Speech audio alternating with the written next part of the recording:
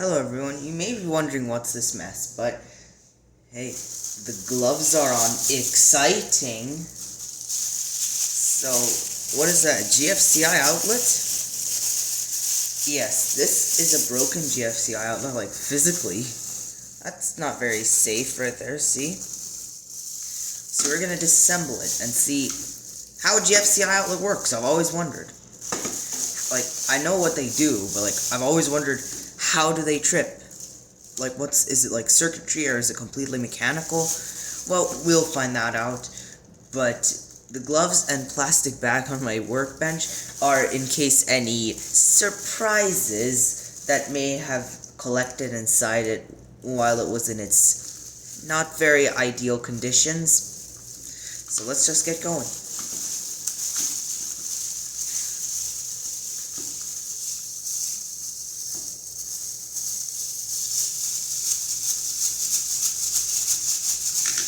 Note that I might have to do this big Clive style if it really fights, but I'll try to get it done nicely. So you can see what I'm doing.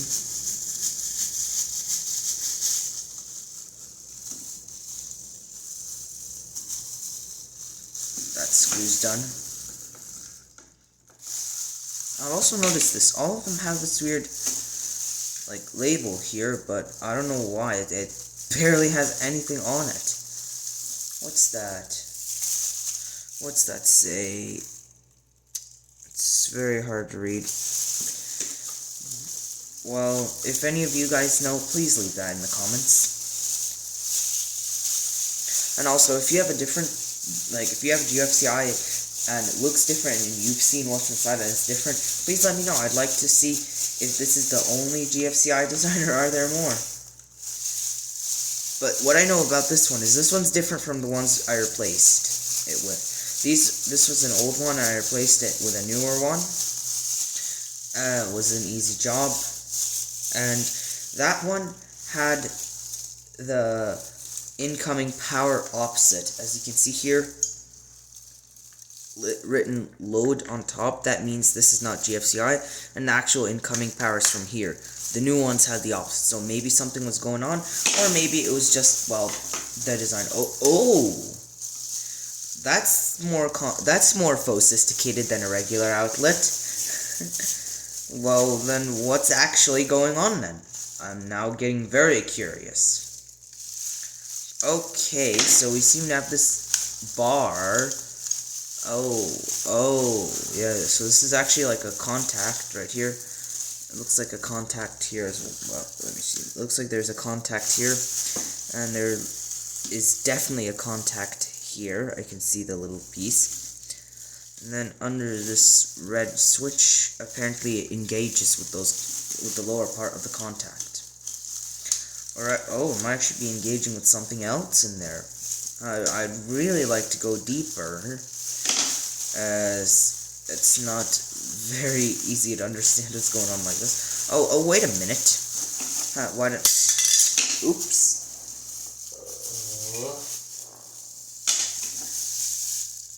Why didn't I notice that it's 3 pieces, or 3 layers, not just 2? I'll just try to tear the label like this to make it easier to open. And bottom half. I think I'll have to pull out the screws. What? That's not what we want. I want that screw out, not in.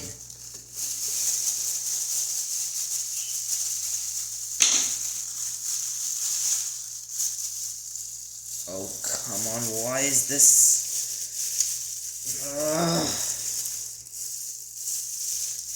Yeah, brute force isn't helping. We do have a circuit board. That's cool. Now let's see what the circuit looks like. Unfortunately, there were no surprises. There were no weird surprises, at least not until now. Maybe there will be some other surprises inside where the circuitry is. Yeah, you can see the circuit board. What an interesting concept. Like, it's mechanical and electrical. Wow. Wow. I was not expecting that. Very much not expecting that. Because once I saw this mechanical, I was like, huh, it must be completely mechanical then. Apparently, if the current flows through the switch, like an electromagnet triggers the switch too. And we do have an electromagnet here. This looks like an electromagnet. It might just be a coil or even a transformer. But it could also be, as I just said, an electromagnet. As what else will trip that switch? Oh, that circuit board does not want to come out. Huh. I think we're going to have to make it come out with a little bit of force. You will. Oh. Oh, it looks like something was arcing in there. No way that happened. There's no way that happened.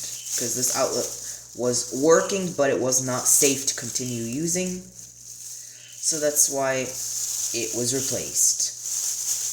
And just the crack on the side alone is not safe at all.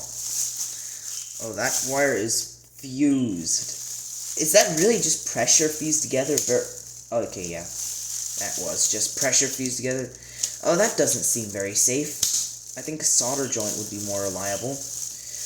People, if you have a reason why they did this, like if you know why, please let me know in the comments why they use this design instead of just soldering that on. And, oh yeah, now you can see the contacts very clearly. And we have quite a circuit. Oh, that's a very sophisticated circuit. Look at that. Look. Oh, what was that wire connected to? I think it was connected to this terminal, probably. We have apparently a bridge rectifier, because that 4 diodes near each other would suggest a bridge rectifier. I'd have to check the circuit to verify that. A capacitor, a precision resistor. What's the resistance? 15 kilo ohms. Okay, I don't know why. We'll find. Apparently, I'll have to find out the circuit. Oh, this is actually apparently a current transformer, because I see 2 wires flowing in from here to here. So that's probably a current transformer that is connected with the contacts. Like, apparently the transformer is over the contacts to measure the current flowing. Wow, that's actually quite interesting to look at. Fascinating and unique. Okay, let's dig deeper. Let's remove this other part. That ground one. What is that? Ha! We have an electromagnet. I think that wire that was pulled out. Oh yeah, that wire is actually supposed to connect it to the electromagnet. The electromagnet's right here. So I'll have to repair the electromagnet. Aww. Well then, okay, so how is this metal thing is supposed to come out? Oh, just bend this up. Can we pull up the electromagnet? Okay. Yeah, we got that out. Yeah, the contacts were actually connected to the electromagnet. These wires right here. Those are what activated our trip mechanism. And then this is our current transformer.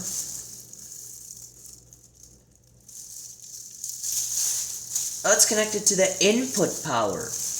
Oh, so apparently that's how it has the overcurrent protection. It's connected directly to the input. I mean, that would make sense, obviously.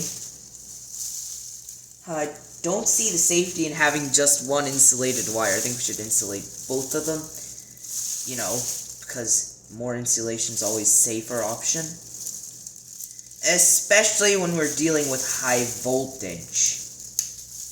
Because, yeah, these things are going to be carrying 125 volts. 110 to 125 volts. So, yeah, it would be quite a problem if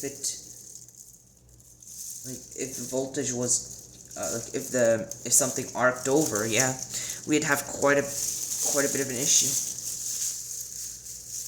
and it might go boom. What is that? M76AHLM1851N. If any of you know what this IC is, like, if any of you could clarify it, please leave it down in the description. But I'll probably look it up as well, just, to be sure, and put in the description what that is.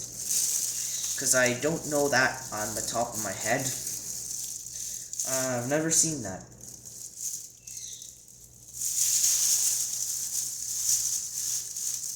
Yeah, this has proven way more unique than I've ever remembered. Oh, it looks like the resistor broke, sadly. Well, at least, yeah, exactly, it was a resistor. At least that let us pull this out. Here's the color band.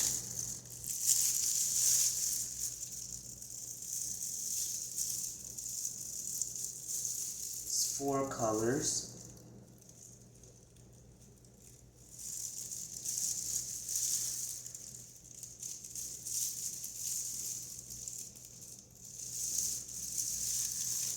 Trying to see which way is the color code.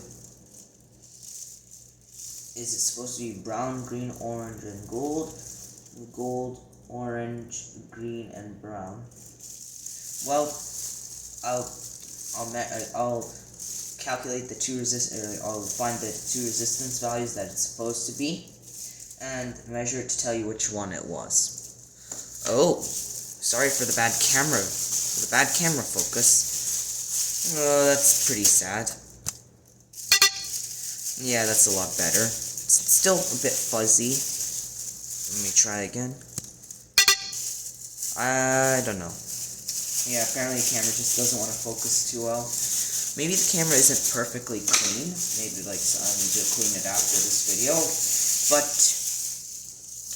yeah, this teardown has been proven way further in depth than it was supposed to be. But you know what? That's good, because at least we had some good fun. Now I'll continue ripping this circuit apart to take out the current transformer and get everything else a better look. Oh, what's going on here? Why is that capacitor got black around it? Oh, wow, we had some major arcing somewhere here. That's just some bad pass of this outlet. Well, I'm glad it can now rest in peace. Look at that outlet. Look at that capacitor right here. It's kind of blackened. See, it's supposed to be a reddish one, and then this ceramic capacitor also has a blackening on it. One moment. Let me get the camera to focus on that now. Oh yeah, that's a lot better. Oh yeah, see that?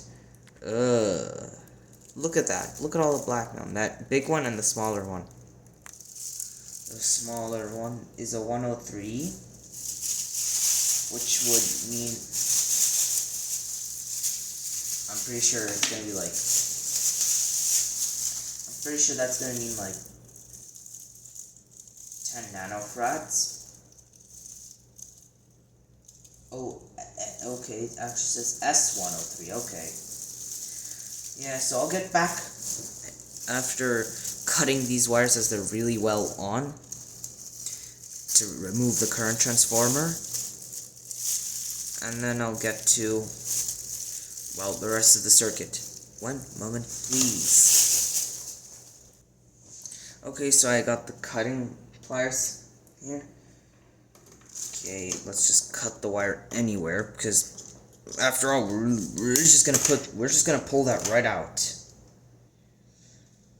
Just carrying it. There we go. That part's done. One more wire. I know you're wondering why am I doing it like this. It's just I will put my gloves on after this. Okay, we got all the wires cut. Wires to the side, gloves back on, and Video making will resume. Let's pull these contacts out.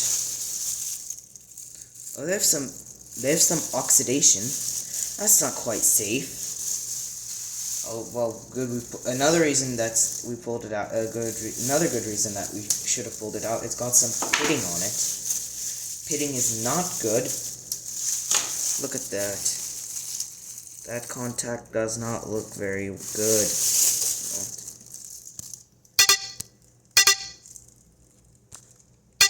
There we go. See that? That's not a very clean contact. Okay, well, it's a good thing we pulled that out. Is the other one like that? It's a problem. Oh, yep, the other one's exactly like that, as you can see.